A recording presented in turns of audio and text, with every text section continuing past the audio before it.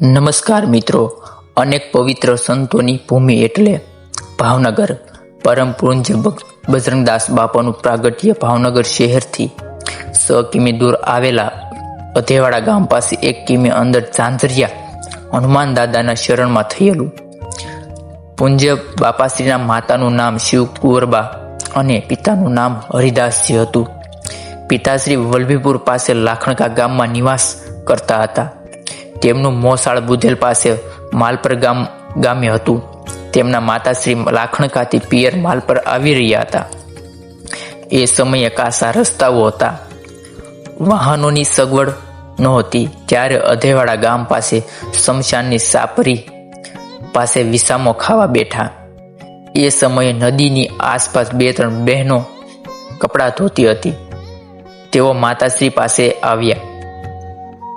જે એક બહેને દૂધીબેન બોલાવી લાવ્યા અને માતાશ્રીને ગામની અંદર આવવા જણાવ્યું. એ સમયે માતાજીએ ગામમાં આવવાની ના પાડી. માતાજીએ ઝાંઝરિયા હનુમાન તરફ લઈ જવા માટે કહ્યું. માતાએ હનુમાનને પ્રણામ કર્યા અને હનુમાનજી મંદિર પાસે એક ઓરડીમાં વિસામો ખાવા બેઠા. ત્યાં બાપાનું પ્રાગટ્ય થયું. બહેનોએ માતાજીની સેવા કરી. થોડા જ દિવસોમાં માતાજી માલપર પિયર સવાર રવાના થઈ ગયા. બાપાશ્રીના પ્રાગટ્ય અગાઉ થોડાક જ દિવસો માટે માતાજી આ ગામમાં આવ્યા અને પ્રાગટ્ય થયા પછી ત્યાંથી વિદાય લીધી. જેથી ગામ લોકોએ એવું લાગ્યું કે થોડા જ દિવસોમાં આમ ચાલ્યા સનાર આ બાળક કોણ હશે? હનુમાનજી મહારાજ ખુદ પધાર્યા હશે. બાપાશ્રીનું નામ ભક્તિરામ રાખવામાં આવ્યું. તેમનું કુળ રામાનંદ હતું. આ ભક્તિરામ માલપરથી લાખણકા આવ્યા ત્યારે બાલ્ય અવસ્થા હતી. આ બાલ્ય અવસ્થામાં તેમના પિતાનું અવસાન થયું. વિરસતા વલસાડ બાજુ આવ્યા. વલસાડમાં ઔરંગા નદી કિનારે ઝાડ નીચે બેઠા હતા. ત્યાંથી સીતારામદાસ બાપુનું ખાખ ચોકાવાળી જમાત સાથે તેઓ જોડાઈ ગયા. આ જમાત નાસિકના કુંભ મેળામાં જઈ રહી હતી. બજરંગદાસ જંગલમાંથી પસાર થતા બાપાશ્રી એક બાવળના ઝાડ નીચે બેસી ગયા અને સીતારામનો જપ કરવા લાગ્યા. આ સમયે જમાત હાથી અને ઘોડા સાથે ગાઢ જંગલમાંથી આગળ વધી રહી હતી. જે જમાતની સામે 8-10 વાઘોનું ટોળું આવ્યું.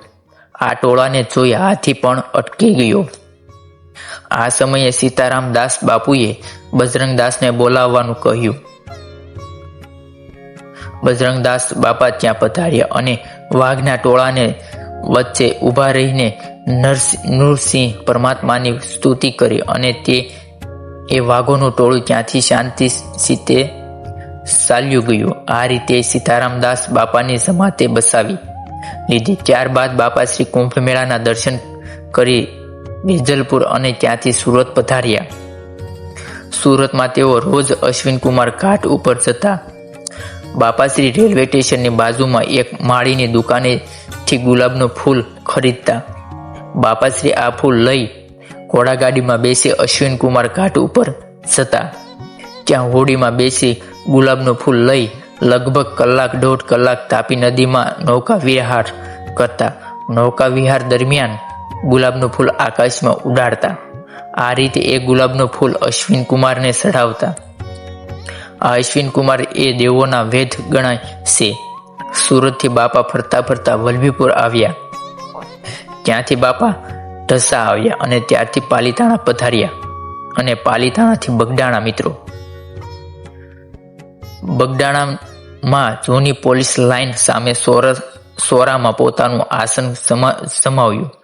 આ વખતે બાપાશ્રી ધોયા વિનાની માદર પાટની બંડી પહેરતા.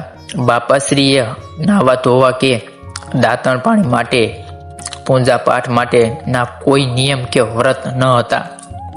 બાપાશ્રી બાકડા પર પોતાનું આસન જમાવીને પાણીનું એક માટલું અને ગ્લાસ લઈને બેસતા.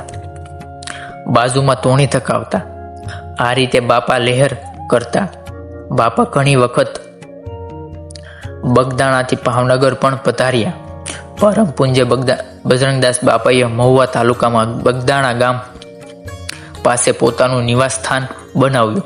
ત્યાં બગદેશ્વર મહાદેવજીની મૂર્તિમાં પ્રાણ પ્રતિષ્ઠા કરાવી. આ આશ્રમનો દર વર્ષે ગુરુ પૂર્ણિમા ઉત્સવ ખૂબ જ ધામધૂમપૂર્વક ઉજવાય છે. દર માસની પૂનમે લોકો પૂનમ ભરવા અહીં દર્શને પધારે છે. બાપાએ ભગવાન રામના અપાર શ્રદ્ધા હતી, તેથી તેઓ સીતારામનો જાપ કરતા હતા. મિત્રો, વિડીયો સારો લાગ્યો હોય તો તમારા કુટુંબમાં અથવા ફેમિલી મેમ્બરને શેર કરવાનું ના ભૂલતા.